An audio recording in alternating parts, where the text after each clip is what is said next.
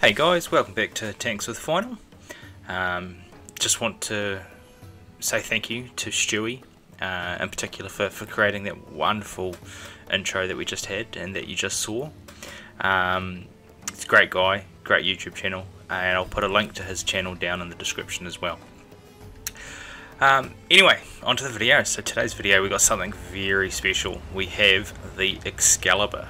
So the Excalibur is a tier 6 British TD with a turret, kind of.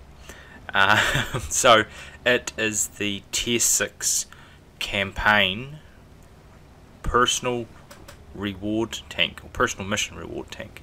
You get it from the, it's not that old, but it's the latest latest campaign that Wargaming has brought into the game. And you get it for completing 5 lots of 15 missions tied to specific nations. So it's, you know, it just takes time to get, and you want to get it. This machine is a lot of fun. Besides from the fact that it looks crazy, I mean it just looks like a really big shoebox with a turret at the front. Well, kind of a turret. The reason I say kind of a turret because yes, it does have a turret, but because of the big shoebox on the back, actually, that's a good name for it. We should just call it the shoebox. You really guys really should pick up the shoebox. It's great tank. But anyway, so yes, it has a turret on the front, but the turret doesn't go all the way around. Not that you really need it, and compared to most TDs, this thing turns to the edge of the earth. It's absolutely incredible how far this turret turns. Not all the way around though. And the turret traverse isn't speedy at all. That, I don't know what that was. Someone popped in. Anyway, so, there was those bloody Discord notifications that put me off course. Yes, so, shoebox. Anyway, back to the shoebox. So, why would you want this tank? Well, at how I have it set up at the moment, it fires once every 3.88 seconds, does roughly 150 damage per shot, has reasonable camo, has reasonable view range, but its accuracy and its aim time is really where it shines. So its aim time I've got down to 1.7 seconds, which is nothing to scoff at by any stretch of the imagination. And what was the other side? Oh, the accuracy, 0.27 with vents and food is just bananas. Like, that is some crazy accuracy, and we're talking at tier 6 as well. So because of that ridiculous aim time and that ridiculous accuracy, you can snapshot on this like nothing else. It is a lot of fun. So the DPM, yes, DPM firing once every 3.8 seconds. It's not bad. It's on par with sort of similar guns at this tier. Likes of the Poodle has a very similar gun. The VK3002M. You know, those 75mm guns, they are very similar to this. This does have great penetration, and it's got almost 200mm penetration on its premium rounds, which is, again, nothing to scoff at. The couple of bonuses you get with this tank as well is you also get a really cool camo for all summer, winter, and desert, which is really neat. And those bloody Discord sounds. You know, if I hadn't already spent so much time getting this ready today, then I would probably go back and record this again, but I really just cannot be bothered. So, sorry guys, but not sorry. You might have to put up with it for a little bit today. Anyway, so yes, great tank. But should we actually talk about the battle final? It's probably a good idea. So, nothing outstanding from myself so far. Although, that's better. So I've got 3 damaging shots. But you see, I managed to get 2 shots into that KV-1 before he pulled back. So one, he was sitting there. The second one, he was pulling back, but I'd already reloaded by the time he was pulling back and got another shot in. So that was 300 odd damage. It's not bad. I mean, this thing does pump out the damage if you sit in front of it. And it's got the penetration to do it to tanks as well, so it's a lot of fun. But things aren't looking terribly good for us. Currently we're losing 8-5. Currently we're losing 8-6. And that's my first kill. I'm currently on 772 damage. And I am kind of starting to think, am I in the best position here? And I don't mean that, oh, is someone going to shoot me? I mean that is, oh, well, am I actually supporting my team best from this position? But for this tank, there's another kill. So we're now 8-8. That's not bad. On this map, there's not a huge amount of places that I could go. And it's another kill. So now we're evened it up at 9-9. I could sit sort of down in the G2, G3 spot, or where the Stug is down in the bottom of the map, but I really feel like I have a good range over the whole map from where I am. And we've just lost our T3485M, so we currently have just lost our ELC. But the Stug pulled one back, took out their T3485, so, you know, 10-11, it's not terribly bad. Keeping in mind though, I haven't actually been spotted yet, and I've still got all of my hit points. And I'm looking at the enemy team list and I'm thinking, you know, the only thing I should really be scared of is the KV2. Apart from the artillery.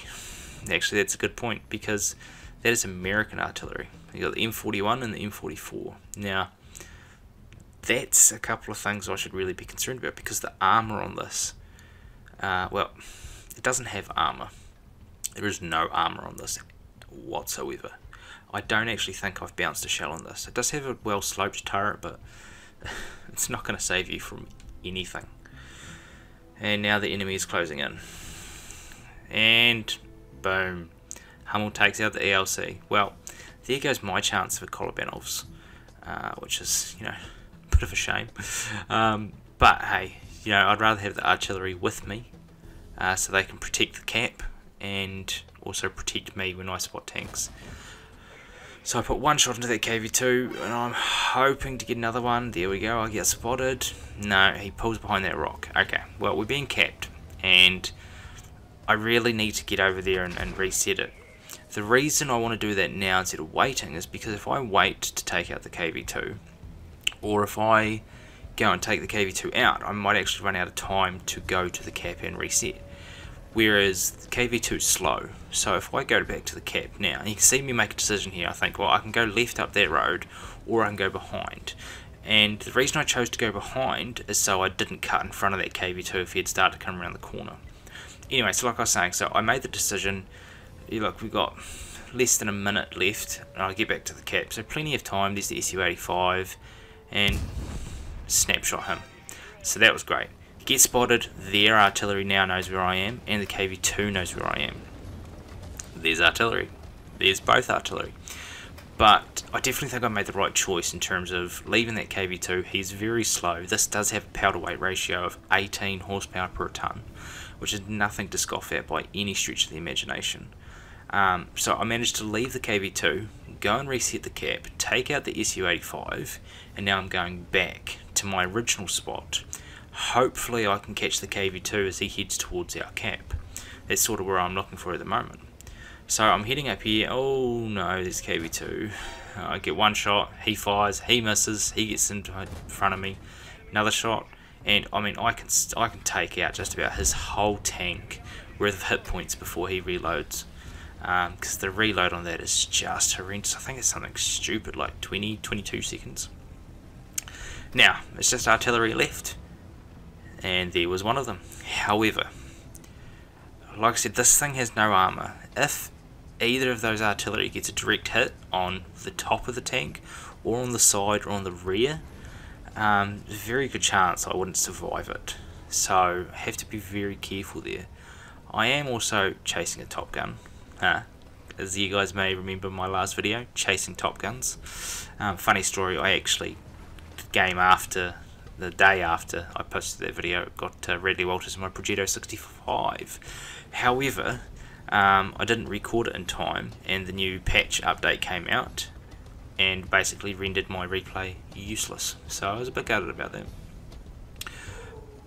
But just 2 artillery left. Now, they've been pinging the other map, and I'm getting a little concerned here. I'm thinking, if those 2 enemy artillery have just gone for our cap and start capping right now, they've got a good chance of winning this, and they would win by capping. But someone was pinging over here, and I thought, well, I don't think they're over here, but I'll just check just in case, because I'd hate to be driving away from this position and to get an arty shell right in my ass. But they're not here, so I don't need to worry about that. I'm thinking, see, there I am pinging the cap. I'm just concerned that they've raced to our cap, and our artillery. I know they're trying to help. They're coming with me to try and take these other guys down, but I personally would have preferred if they had stayed at cap and kept an eye on it. Anyway, so I'm heading over. I'm thinking that they're going to be on that hill in the bottom corner, about J9. So I'm heading over there now. It's a reasonable view range on this, but it's even better when it's got binocs up.